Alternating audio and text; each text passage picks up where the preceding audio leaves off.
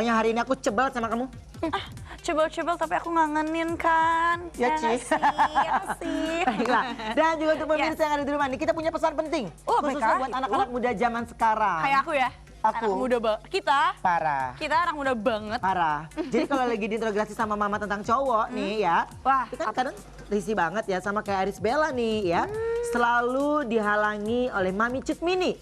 Wah, kenapa tuh? Kalau pemirsa ngerasa senasib dengan Iris Bella ya, ini langsung aja nonton film Me versus Mami yang sudah meramaikan bioskop sejak 20 Oktober 2016 ya. Langsung cus nonton yang senasib sama Irish Bella, langsung nonton. Ya, film ini bisa bikin pemirsa ketawa, nangis dalam waktu yang bersamaan. Karena ini fakta dan cerita-cerita yang selalu dialami setiap hari. Iya, sama anak-anak remaja ya, kayak kita. Enggak. Tapi ya ada berita penting lainnya yang gak kalah penting. Jangan lupa untuk saksikan terus Obsesi setiap hari Senin sampai dengan Jumat jam 10.30 pagi dan Sabtu Minggu jam 12 siang. Dan juga untuk Anda yang sempat terlewatkan tayangan Obsesi bisa langsung klik ke www.okezone.tv. Yes. Tapi sebelum kita pamit nih, ada berita dari siapa? ini dari Pak Gatot Brajamusti. Ini kabarnya Pak Gatot juga diduga lindungi mantan pejabat. Loh? Dia yang ngelindungin atau dia dilindungin? Nggak tahu kan aku bukan Reza kali nanya semua sama aku. Oke gitu kita pamit Pamit mundur. Saya Yuki Kato. Saya Ruben Onsu. Salam. Obsesi. Bye-bye.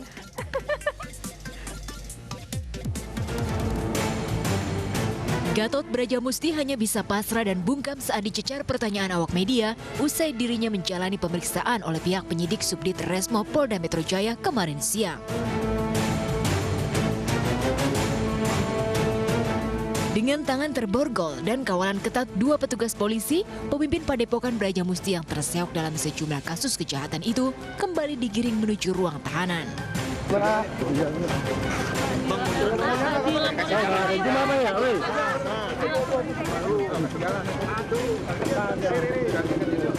Itu sudah jadi ketua parpol baru.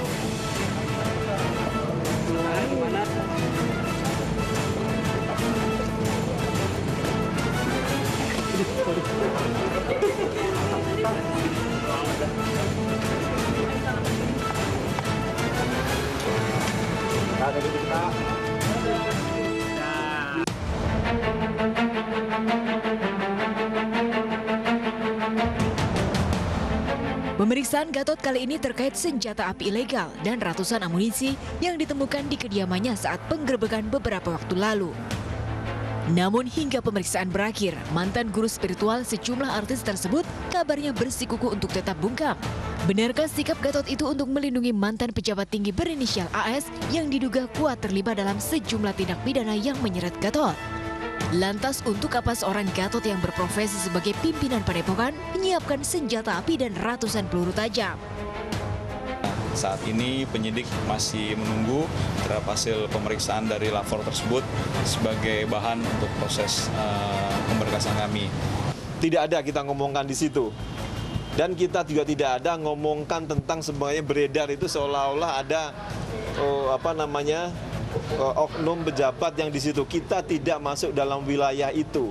Kita hanya masuk dalam wilayah meminta komitmen untuk menegakkan hukum dan semuanya equality before the law. Semua orang yang di hadapan hukum adalah sama.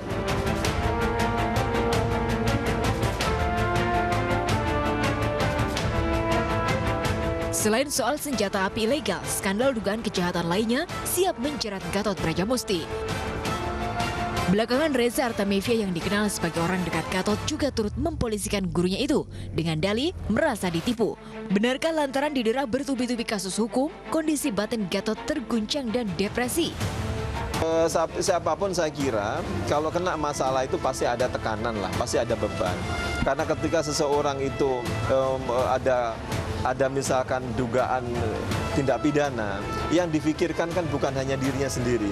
Apalagi mereka sudah berkeluarga, sudah punya anak, punya istri, punya saudara. Tentu bukan merupakan beban yang ringan ketika orang mendapatkan masalah.